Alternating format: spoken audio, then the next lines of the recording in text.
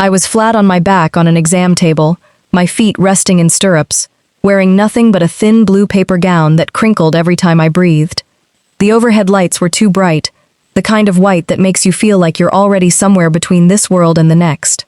A nurse hummed quietly to herself as she checked the monitor beside me, and somewhere down the hall, I could hear another woman laughing about something that had nothing to do with the biggest moment of my life. In a few minutes, a doctor was going to place my sister's embryo inside my body.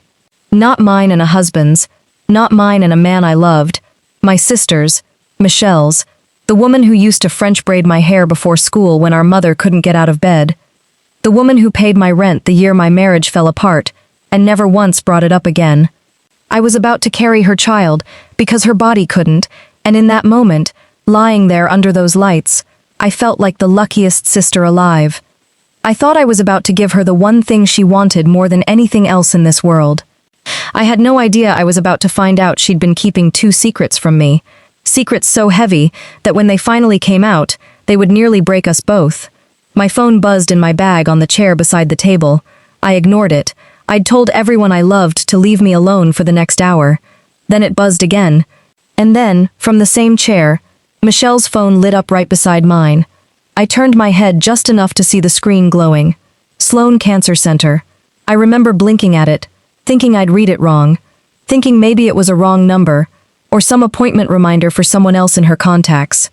The embryologist called my name, told me to keep still, and my sister, who was supposed to be standing right there holding my hand through the most important 10 minutes of both our lives, was gone, slipped out of the room to take that call before I could even ask. I didn't know yet that in less than an hour, I would learn my sister had been divorced for 4 months and dying, or at least terrified she might be, for 6 weeks, and she'd let me start this process anyway. But before I tell you what happened in that room, you need to understand who Michelle and I were to each other. Because this isn't really a story about betrayal.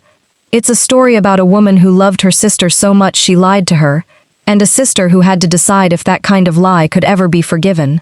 Before we dive deeper, let us know in the comments where you're watching from.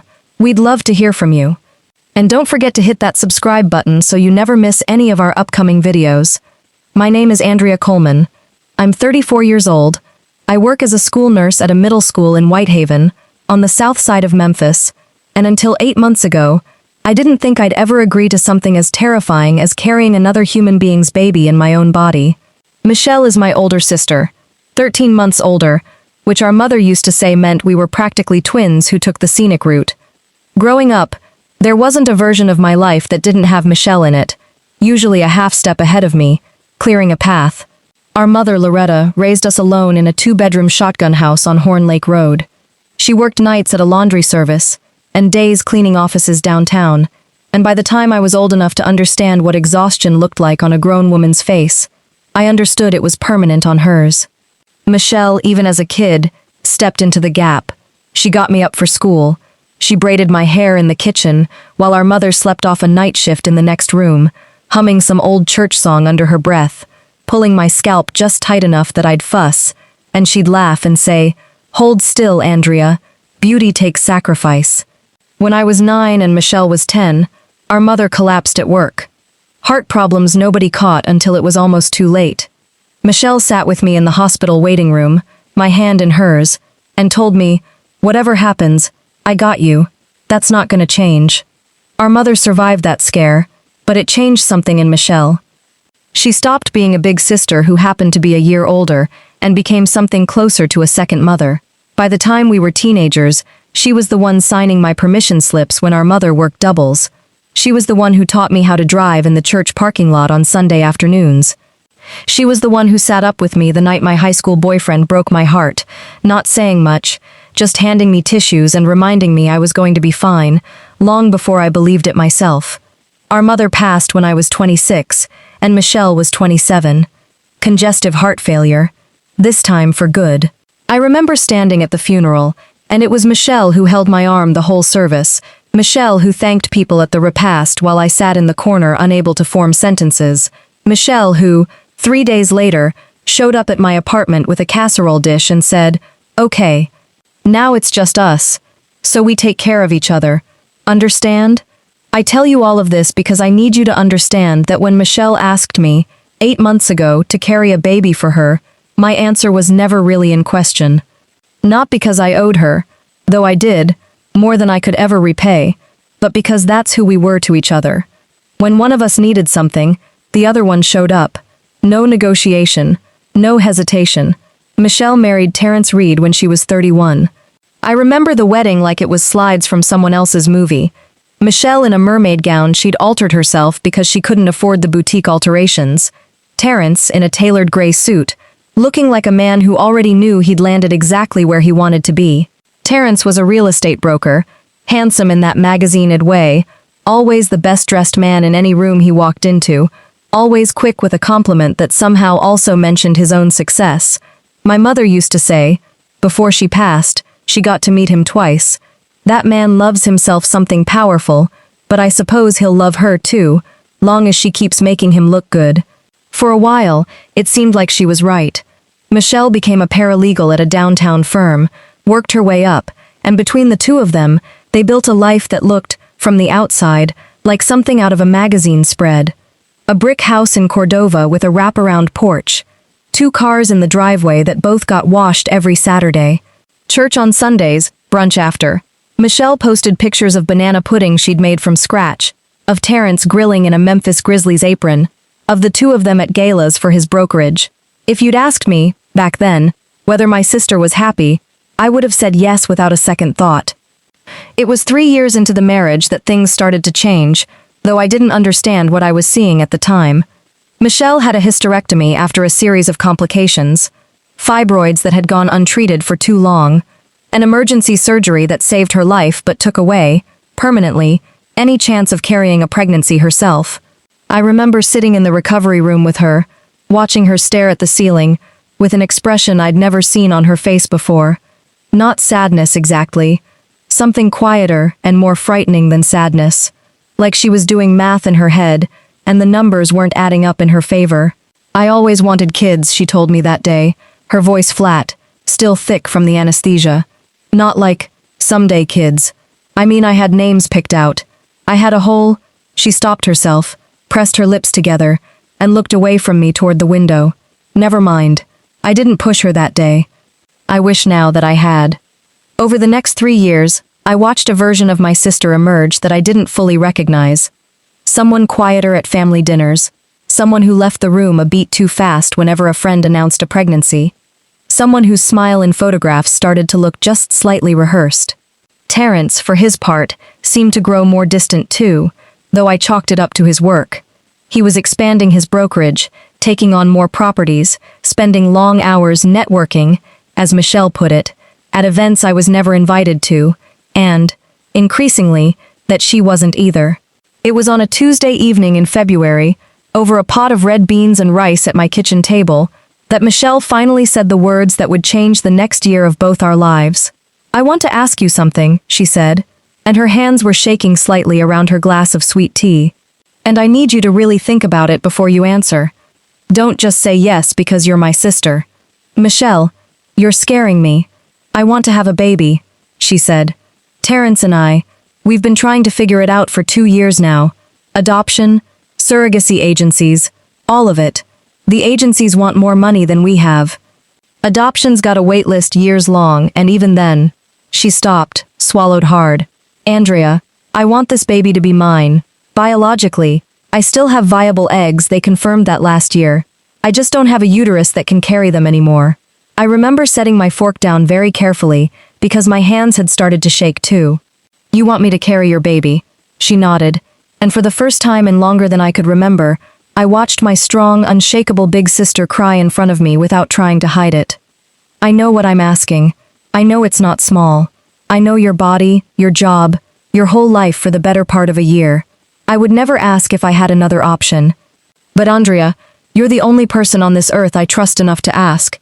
I want to tell you that I thought it over for days, weighed the medical risks, consulted a lawyer, did everything the responsible articles tell you to do before agreeing to something like this. The truth is, I said yes before she finished crying.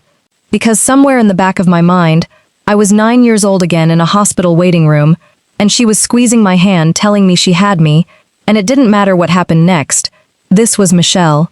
And Michelle had spent every year of my life proving that when it came to family, she showed up. What I didn't know that night, what I wouldn't know for another 8 months, was that the marriage she was fighting so hard to build a family inside of was already coming apart at the seams, and that somewhere in her body, cells were already beginning to multiply that had nothing to do with the family we were trying to create. But that February evening, all I saw was my sister's hope, and I had no idea how much that hope was about to cost both of us.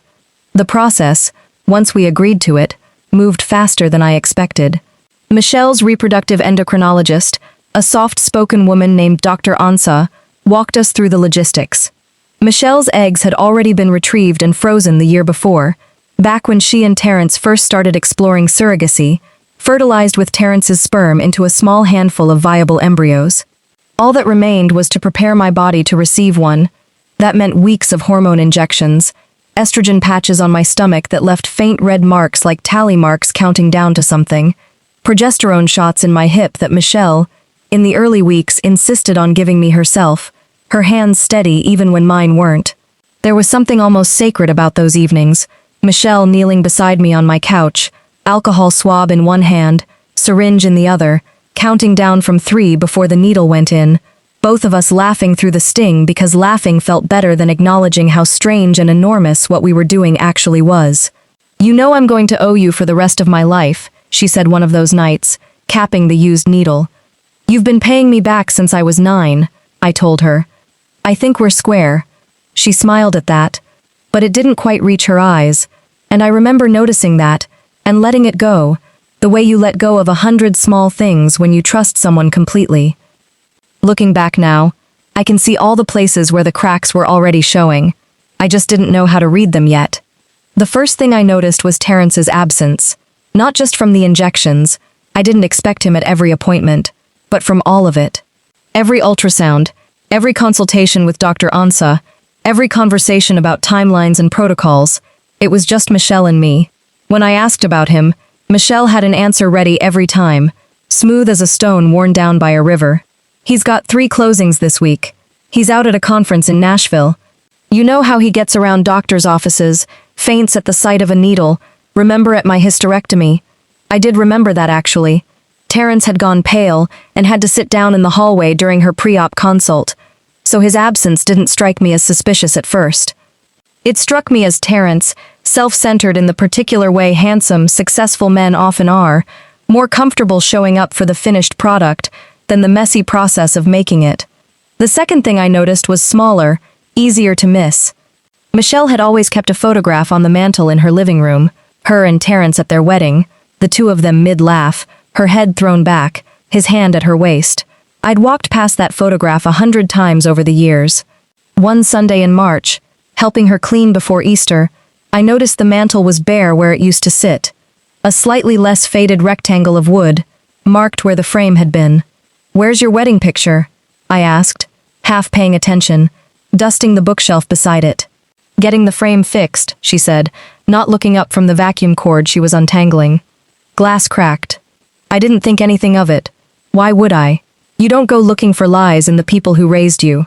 The third thing happened at church, of all places, on a Sunday in April. Our mother's oldest friend, Ms. Odessa Vance, a woman who'd known Michelle since she was in diapers and had a way of saying exactly what she thought whether you asked her to or not, caught my arm in the parking lot after service. "How's your sister holding up?" she asked, and there was something in the way she said it, careful, testing, that made me actually stop and look at her.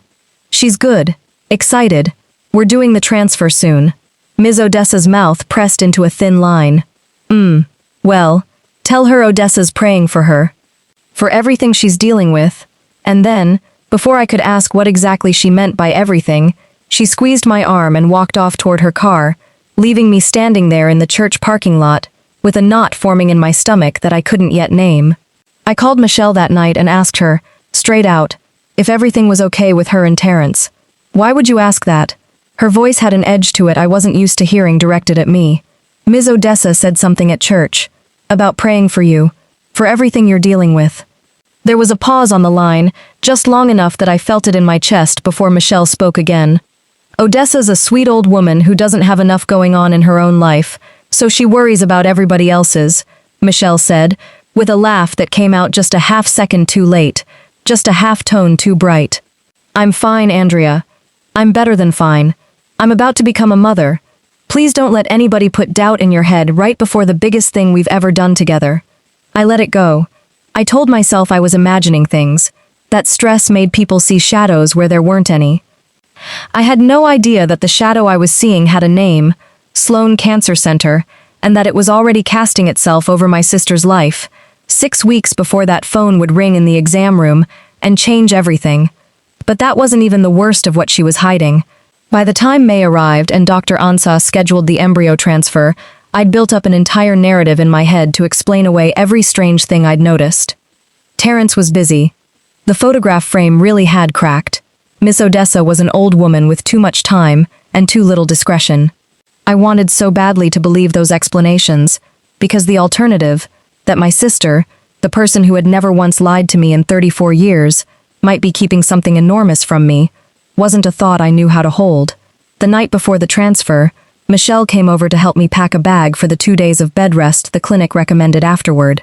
We ordered Chinese food and sat on my living room floor surrounded by takeout containers, and for a few hours, it felt like nothing had ever been strange between us at all. She told me stories about our mother I'd half forgotten, the way Loretta used to sing off-key in the car, convinced she sounded exactly like Anita Baker.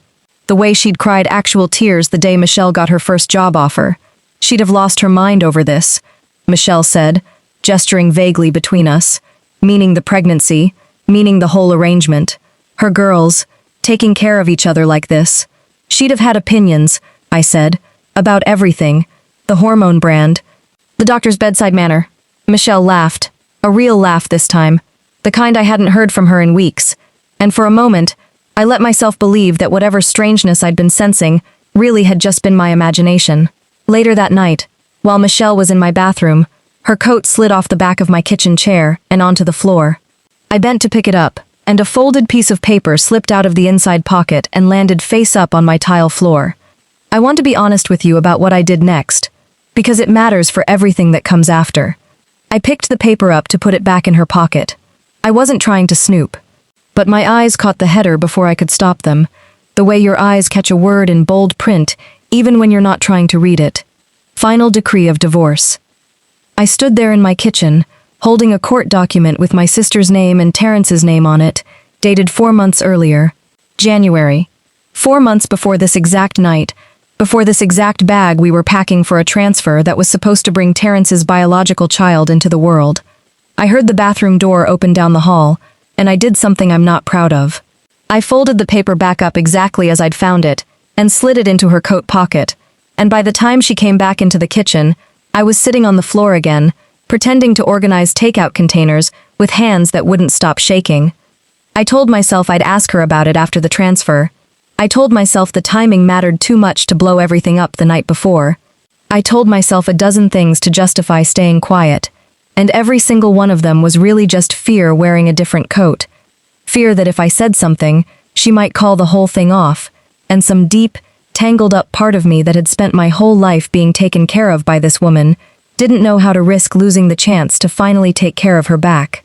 I didn't sleep that night. I lay in bed running through every interaction of the last 4 months, recasting each one with this new, terrible information. Terrence's absence from every appointment. The missing wedding photo. Ms. Odessa's careful, sorrowful everything she's dealing with. It had never been my imagination. It had been the truth, sitting right in front of me the whole time, and I'd been too committed to the story I wanted to believe to see it. The next morning I got dressed in silence, drove myself to the clinic because Michelle said she'd meet me there, running behind, had a work call, and by the time I was lying on that exam table in my paper gown, feet in stirrups, I had already decided I was going to ask her about the divorce papers the second we were alone. I had already decided that whatever she'd been hiding, we were going to face it together, the way we'd faced everything else. I just didn't know that today. Of all days, she had one more secret to hide, one so much heavier than the divorce that I would understand, later, exactly why she'd been so afraid to tell me either of them. The embryologist called my name. Michelle rushed in at the last second, breathless, apologizing, taking my hand like she always did. That's when both our phones lit up on the chair beside us. Mine, from Terrence, a text I wouldn't read until hours later. "We need to talk. It's about the baby." And hers, ringing, glowing with 2 words that would end up meaning more than any divorce papers ever could. Sloan Cancer Center. I watched my sister's face go the color of ash. I watched her hand tighten around mine for just a second before she let go and said, "I have to take this," and walked out of the room, leaving me alone on that table, with a needle about to place her child inside my body, and no idea that the woman I was doing this for might not live to raise it. That was the moment I understood, really understood, all the way down in my bones, that the sister I thought I knew completely had been carrying something I never saw coming. The transfer itself took less than 10 minutes. Dr. Ansah threaded the catheter through with practiced gentleness, narrating each step in a calm, low voice. "You'll feel some pressure. That's normal. Almost there." While I lay there staring at the ceiling tiles, my mind somewhere down the hallway with my sister, and whatever conversation was happening on the other end of that call. I didn't cry. I didn't even really feel the procedure, not in any way that mattered. My whole body had gone hollow with waiting. When it was over, the nurse wheeled me to a recovery room and told me to stay flat for the next 20 minutes. No sudden movements, and then she left me alone with the hum of the fluorescent lights and my own racing thoughts. Michelle came in, a few minutes later. She'd been crying. That much was obvious, even though she'd clearly tried to fix her makeup in some bathroom mirror before facing me.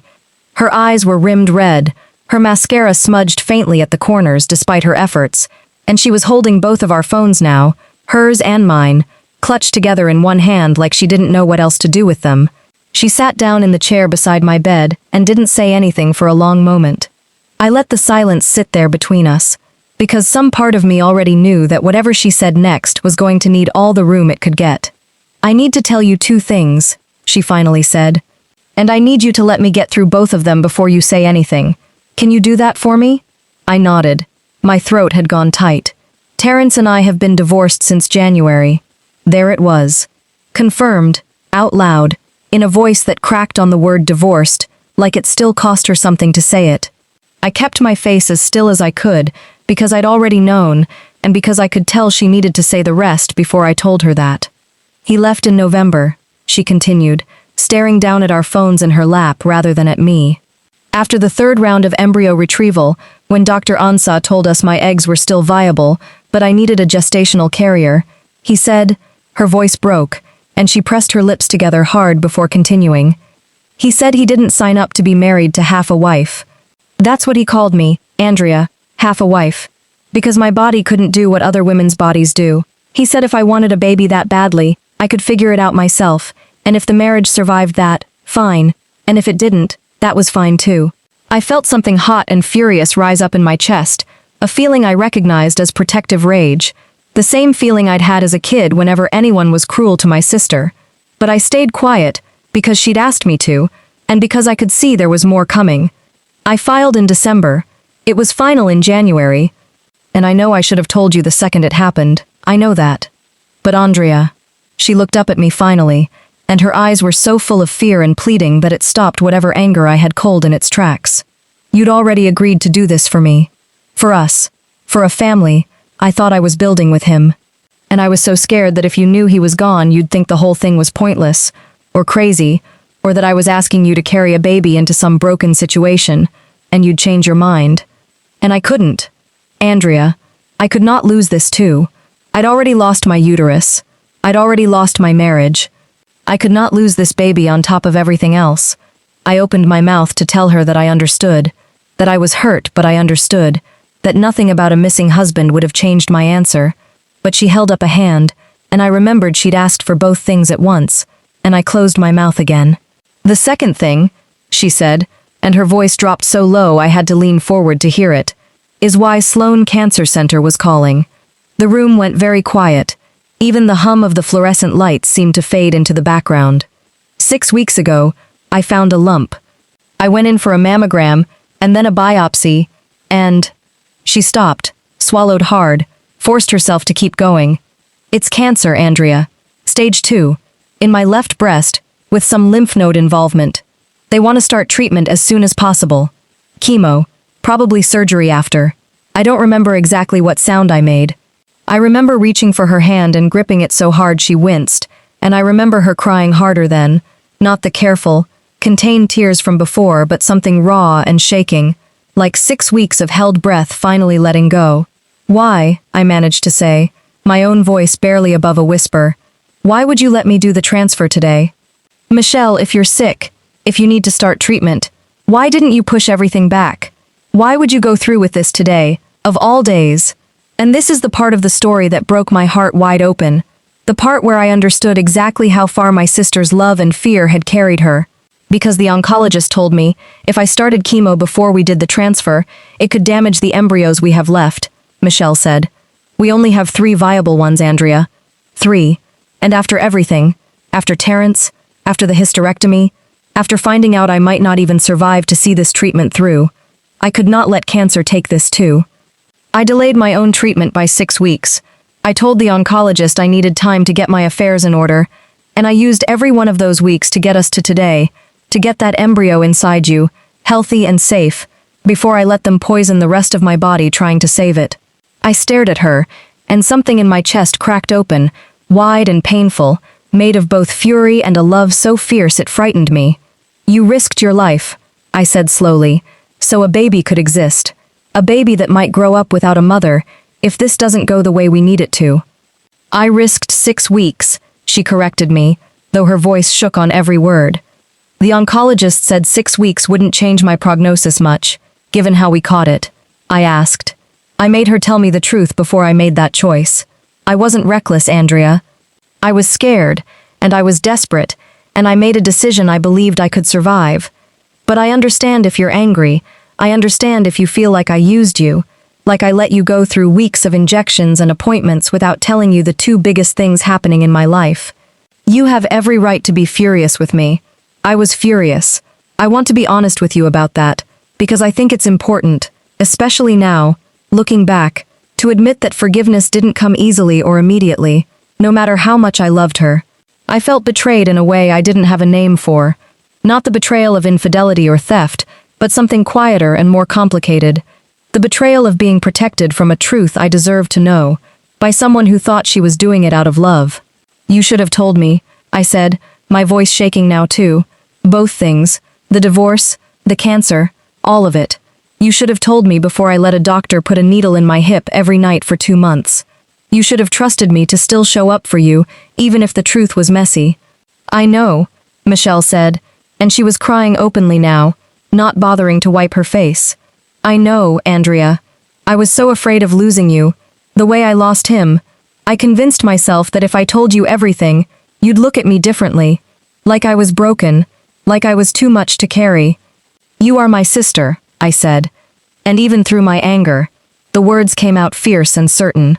"There is no version of you that is too much for me to carry, but you don't get to make that decision for me. You don't get to decide what I can handle. That was mine to decide, and you took it from me." We sat there for a long time after that, not talking, both of us crying in our own separate ways, her from guilt, me from a grief I hadn't expected, grief for the version of this whole experience I thought I'd been living, grief for the innocence of believing my sister and I had no secrets left between us. The nurse came in once to check my vitals and quietly backed out again when she saw the state of the room. Before we dive deeper, let us know in the comments where you're watching from. We'd love to hear from you. And don't forget to hit that subscribe button so you never miss any of our upcoming videos. I want to tell you that Michelle and I resolved everything in that recovery room, that we hugged it out and moved forward as a united front.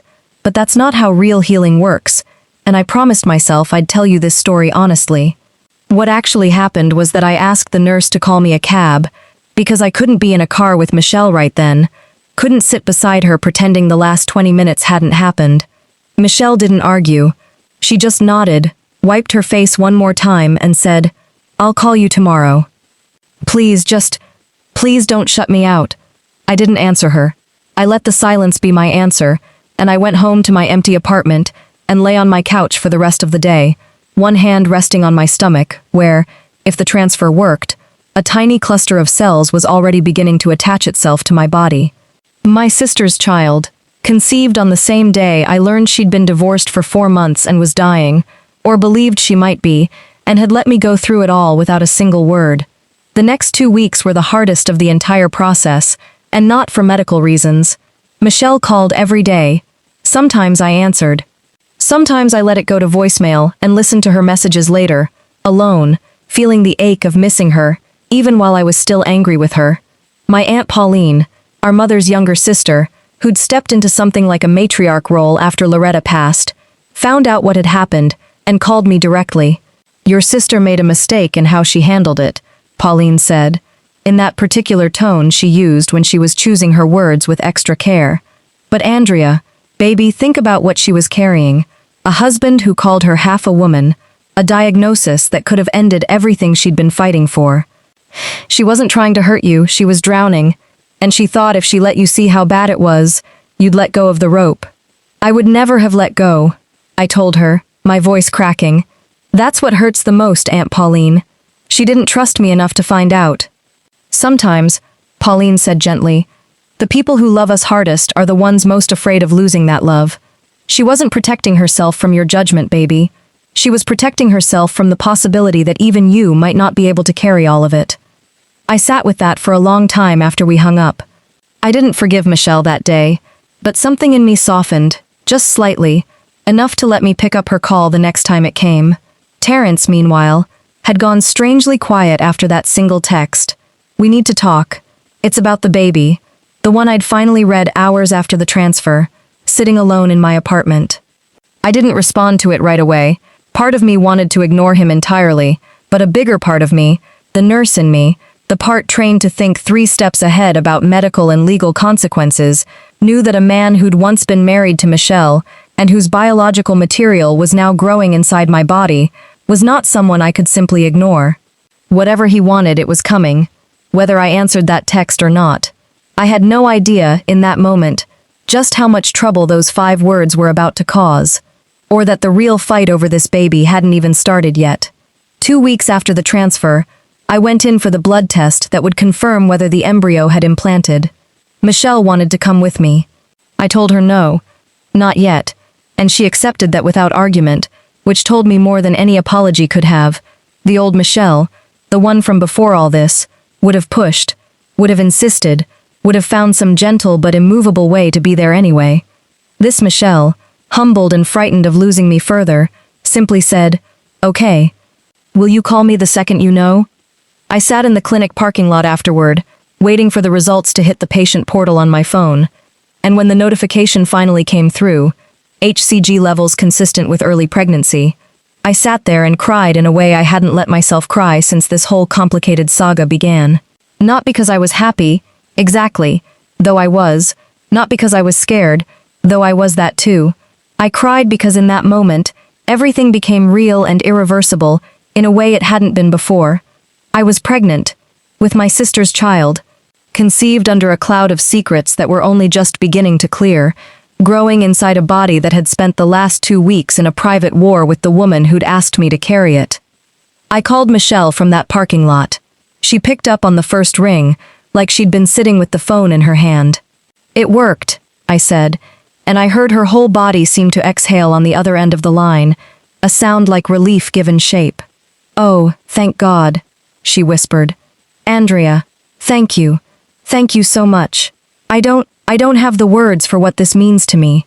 "I'm still angry with you," I said, because it was true, and because I'd promised myself I wasn't going to pretend otherwise, just because the news was good.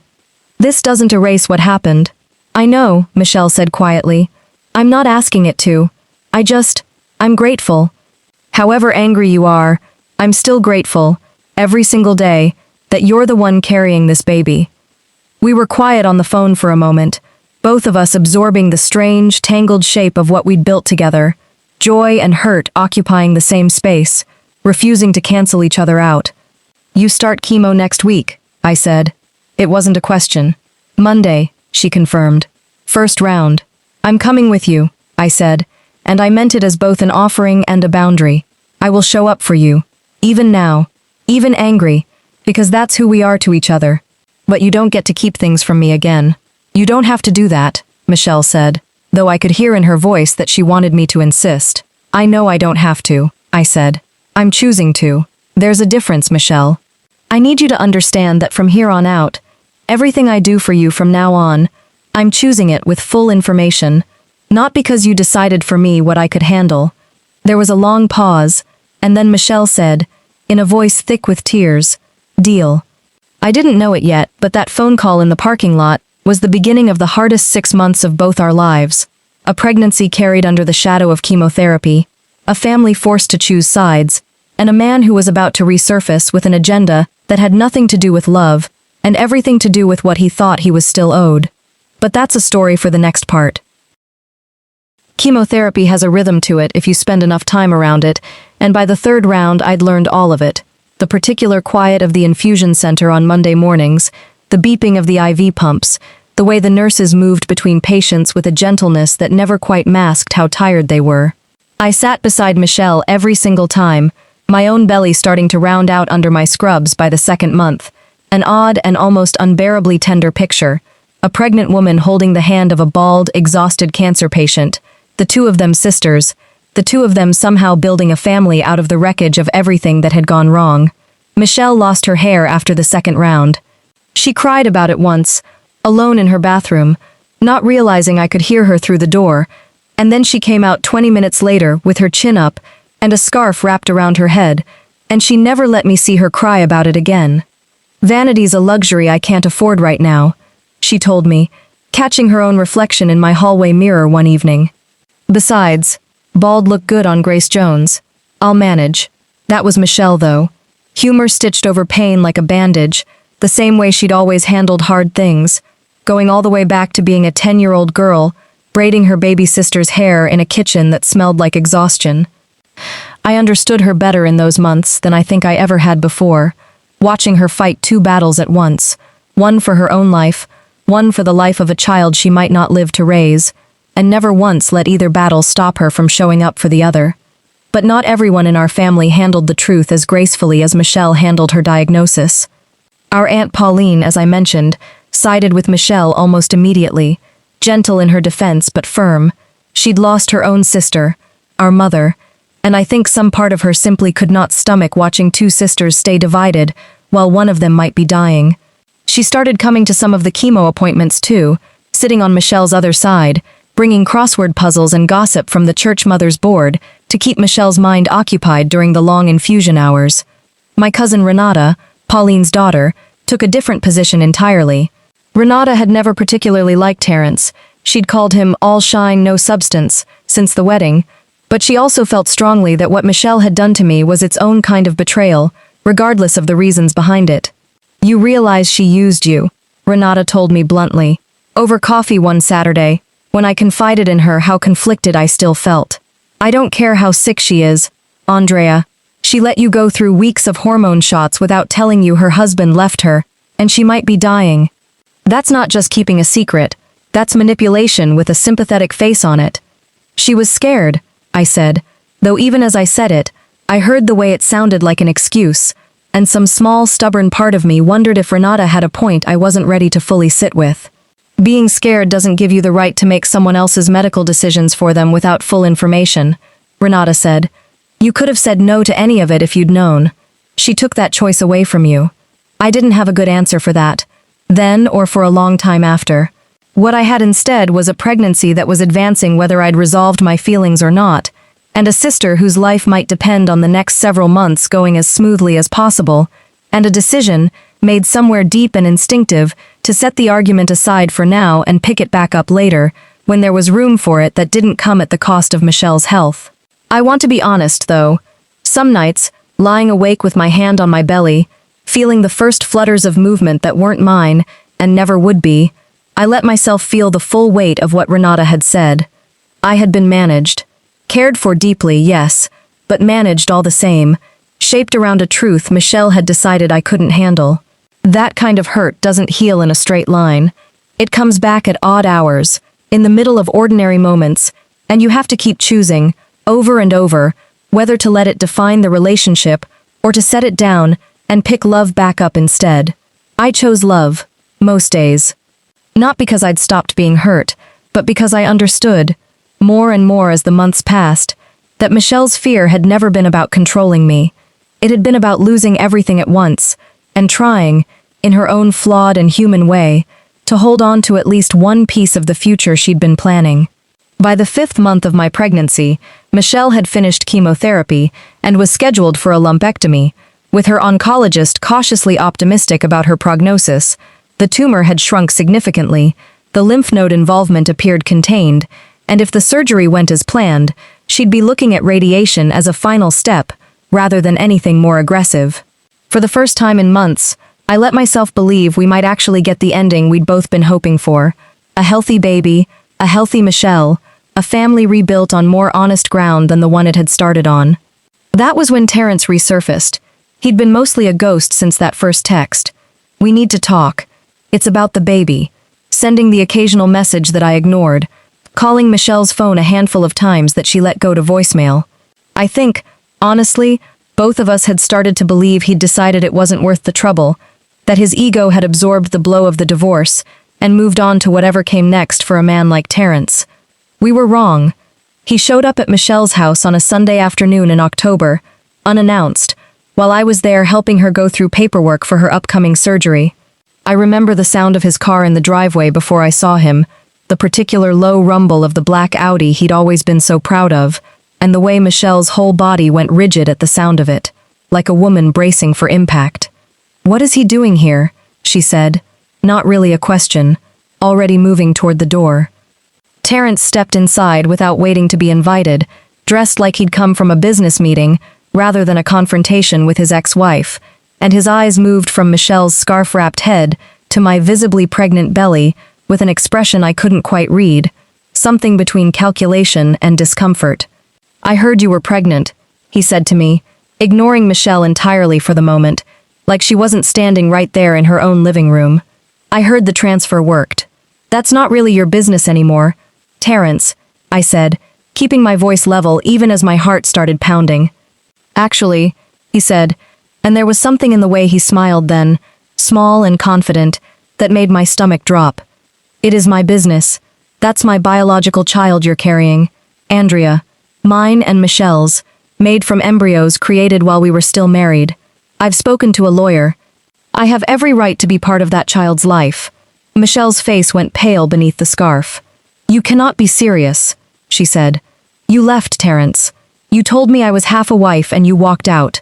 You haven't asked about this pregnancy once in 8 months. Not once." "I didn't ask because I didn't know if it would take," he said, with a shrug that made my blood boil, like he was discussing a real estate closing that had fallen through and been salvaged. "But it did take. There's a healthy pregnancy happening because of genetic material I contributed. My lawyer says that gives me standing to pursue custody, or at minimum visitation, regardless of the divorce."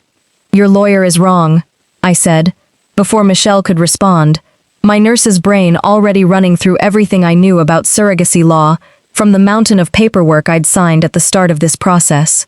"We have a gestational carrier agreement, Terrence, notarized, reviewed by attorneys on both sides. It names Michelle as the sole intended parent. Your name isn't anywhere on that document, because by the time we signed it, you were already divorced and had already told her, in her own living room, that you wanted no part of any of it." "Contracts can be challenged," Terrence said, though I noticed, for the first time, a flicker of uncertainty cross his face. "Especially when there's a biological connection involved. Courts take that seriously."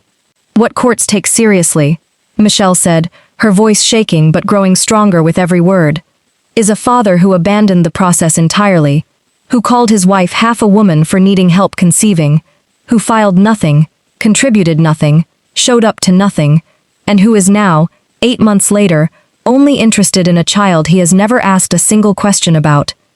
Right around the time his real estate business is apparently struggling enough that alimony and a custody claim might start looking financially useful to him." I watched something shift in Terrence's expression, and I understood, in that moment, exactly what Michelle had already figured out, that this had never really been about the baby at all.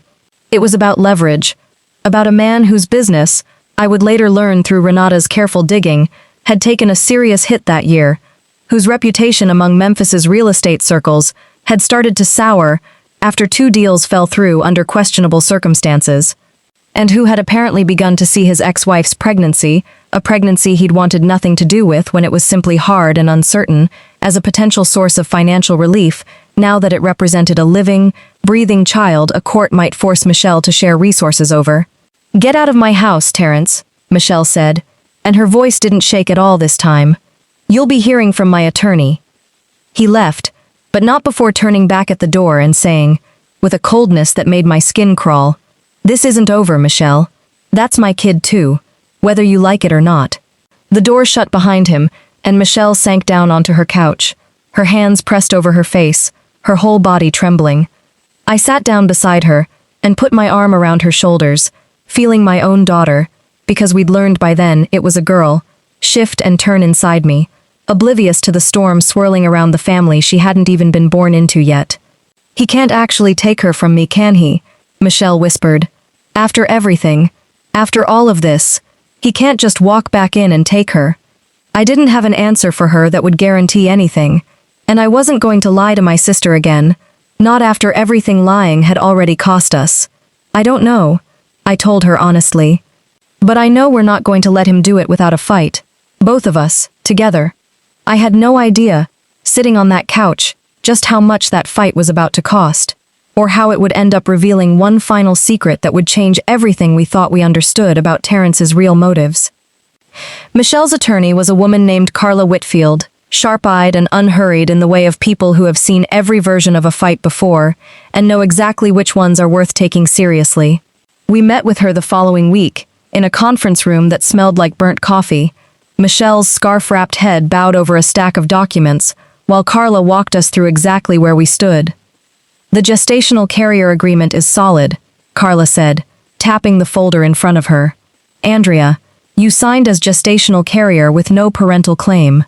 Michelle, you're named as sole intended parent, and critically, Terrence signed the initial consent form for embryo creation and storage back when you two were still married, but he never signed on to this agreement, because by the time it was drawn up, the divorce was already final, and you'd removed him as a party.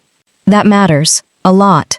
So he has no case," Michelle said, hope creeping into her voice for the first time since Terrence had shown up at her door. "He has a case he can file," Carla said carefully. "Whether it succeeds is a different question. Tennessee courts generally give significant weight to the gestational carrier agreement and to the intended parent named within it, especially when the other party's biological connection comes without any established relationship or contribution to the pregnancy. But I won't lie to either of you. A man with a good lawyer and a sympathetic story about wanting to know his biological child can drag this out. Cost you both time and money and stress you cannot afford right now, Michelle, especially with your surgery coming up. Why would he even want this?" Michelle said, more to herself than to Carla, shaking her head. "He didn't want a family with me when I couldn't give him one easily. Why would he want to fight for one now?" It was Renata, of all people, who found the answer, 3 weeks later, over a phone call that changed the entire shape of the fight. "I did some digging," she told me, and I could hear the barely contained energy in her voice, the satisfaction of someone who'd been right about a person all along, and was about to get to prove it. "Terrence's brokerage is in serious trouble, Andrea. 2 of his biggest deals fell through this year, after buyers found out he'd been inflating property valuations to boost his commission. There's an ethics complaint filed against him with the state real estate board. And get this, he's been dating someone new, a woman named Kayla Pruitt, whose family owns 3 car dealerships across Shelby County. Very comfortable, very established." "Okay," I said slowly, "but what does any of that have to do with the baby?" "I talked to a mutual friend, who still runs in his circles," Renata said. "Apparently Terrence has been telling people he's reconnecting with his roots and stepping up as a father, painting himself as a changed man who wants to do right by his child. Andrea, I think he's using this. A custody fight makes him look sympathetic, right when his professional reputation is in the toilet. And if he can get even partial custody, or a support arrangement worked out, it gives him grounds to argue Michelle owes him something financially too, given how entangled their assets still are from the marriage. This was never about wanting to be a father. It's about rehabilitating his image and squeezing whatever financial advantage he can out of Michelle while she's vulnerable." I sat with that information for a long moment, feeling something cold and clarifying settle over the anger I'd been carrying.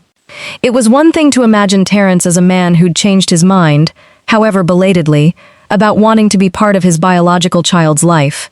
It was another thing entirely to understand him as a man calculating how a sick ex-wife and an unborn baby might serve as tools to repair a reputation he'd damaged through his own dishonesty. We brought everything to Carla. She was, in her own understated way, thrilled, not at the ugliness of what Terrence was doing, but at how useful it would be in court, should this ever actually get there. A pattern of dishonesty in his professional life, combined with a documented total absence from the pregnancy and a suspicious, opportunistically timed reappearance, right as his career takes a hit. That's not a sympathetic father narrative anymore, she said. That's a much harder story for him to sell to a judge. Carla sent a letter outlining exactly what we knew, along with a clear statement that Michelle would contest any custody or visitation claim vigorously and was prepared, if necessary, to make Terrence's professional conduct and the true timeline of his involvement, or lack of it, a matter of public record in court filings. 2 weeks later, his lawyer sent back a brief, clipped response. Terrence was withdrawing any custody claim and requesting that all future correspondence go through legal counsel. That was it. No dramatic courtroom showdown, no tearful confrontation. Just a man who'd tried to use his ex-wife's pregnancy as leverage, backing down the moment the leverage started running the other direction. Michelle cried when Carla called with the news. Not the frightened tears from Terrence's visit, but something that looked, for the first time in a long time, like relief settling all the way down into her body. "It's over," she kept saying, holding my hand across Carla's conference table. "Andrea, it's actually over. I wish I could tell you it was that simple, that the story wrapped up neatly with Terrence gone, and the legal threat resolved. But there was still Michelle's surgery to get through, still weeks of recovery, still a pregnancy entering its final stretch, with all the physical strain that comes with carrying a child into your 3rd trimester while supporting a sister recovering from a lumpectomy. Those final 2 months were exhausting in ways I hadn't fully prepared for, trading off who needed care on any given day. Some days Michelle driving me to my prenatal appointments because my ankles had swollen too badly to trust myself behind the wheel. Other days me sitting with her through follow-up scans, both of us running on the particular stubborn love that comes from having no other choice but to keep showing up for each other. Michelle's surgery went well. The margins came back clear. Her oncologist used the word remission for the first time in December, and I watched my sister sit in that office and press both hands over her mouth, unable to speak for almost a full minute, unable to do anything but shake and cry, and finally exhale a breath she'd apparently been holding since that first phone call back in May. Before we dive deeper, let us know in the comments where you're watching from. We'd love to hear from you. And don't forget to hit that subscribe button so you never miss any of our upcoming videos. I went into labor on a Tuesday night in January, 11 months almost to the day since Michelle first asked me, over red beans and rice, if I would carry a baby for her. Michelle was in the delivery room with me, her hair just beginning to grow back in soft dark curls under a headscarf she still wore more out of habit than necessity, her hand gripping mine through every contraction with a strength that reminded me, powerfully, of every hospital room we'd ever sat in together. The one when our mother collapsed, the one after Michelle's hysterectomy, the one where she told me about the divorce and the diagnosis in the same terrifying breath. This time was different, though. This time, the fear in the room was outweighed by something enormous and hopeful, growing louder with every hour that passed. She was born at 4:47 in the morning, 7 pounds 2 ounces, with a full head of dark hair and a cry that filled the whole delivery room. The nurse lifted her up, and before anyone could ask, I said, "Give her to her mother," and watched the nurse place my niece, Michelle's daughter, biologically and in every other way that mattered, into my sister's waiting arms. I have never in my life seen an expression like the one on Michelle's face in that moment. Every year of grief over the hysterectomy, every ounce of fear from the divorce, every terrifying week of chemotherapy, every moment of doubt about whether she'd live to see this child grow up, all of it seemed to dissolve, replaced by something so pure and overwhelming that she couldn't even speak. She just looked down at that tiny face and cried, silent tears streaming down her cheeks, and whispered, Hi, baby. I'm your mama. I'm here." We named her Loretta, after our mother, because it felt right that the woman who taught both of us what it meant to sacrifice everything for the people you love should have her name carried forward into the family she never got to meet. It's been almost a year since Loretta was born, and I want to tell you honestly, the anger I carried after that recovery room conversation, the hurt of learning my sister had let me start this whole process without telling me she was divorced, and possibly dying, that anger didn't disappear the moment Loretta arrived. Grief and forgiveness rarely work on the timeline we want them to. There were nights, even after the birth, when I'd think about those weeks of hormone injections, done in ignorance of everything Michelle was carrying alone, and feel a flash of the old hurt rise back up in my chest. But I've come to understand something about my sister, and about love in general, that I don't think I could have understood any other way. Michelle didn't lie to me because she didn't trust me. She lied to me because she trusted me so completely, loved me so fiercely, that the thought of adding her pain to mine felt, to her, like the cruelest thing she could possibly do. She was drowning, and instead of reaching for the rope I was holding out, she tried to save herself quietly, in the dark, so I'd never have to feel the weight of watching her sink. That wasn't the right choice. I still believe that. I believe I deserved the truth from the very beginning, that real love doesn't get to decide, on someone else's behalf, what they can and cannot handle. But I also believe that people we love can make the wrong choice for exactly the right reason, and that forgiveness doesn't require pretending the wrong choice didn't happen. It just requires deciding that the relationship is worth more than the wound. Michelle is in full remission now. She goes in for scans every 6 months, and every 6 months, we hold our breath together until the results come back clear. Terrence, as far as I know, is still trying to rebuild his reputation somewhere across town, and neither of us has heard from him since Carla's letter went out.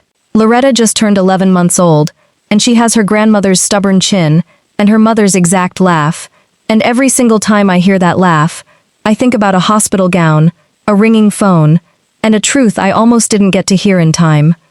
People ask me sometimes if I regret carrying that pregnancy without knowing everything Michelle was going through. I don't, not for a second. What I regret is that she felt she had to carry it all alone, that even after everything we'd survived together, our mother's illness, her death, a marriage neither of us fully understood was failing, Michelle still believed, deep down, that some truths were too heavy to hand to the people who loved her most. If there's one thing I hope this story leaves you with, it's this. The people who love you would almost always rather carry the weight beside you than watch you carry it alone. If you're holding on to a fear so big you think it might break the people you love if you say it out loud, tell them anyway. Give them the chance to prove you wrong. What would you have done in my position? Do you think Michelle was wrong to keep those secrets, even with everything she was facing? And do you believe forgiveness, in a situation like this, is something that has to be earned, or something that gets given, imperfectly, because love asks us to give it? If this story moved you, subscribe for more unforgettable stories of love, betrayal, family, sacrifice, and second chances. And stay close, because the next story we're about to share might be the most shocking one yet.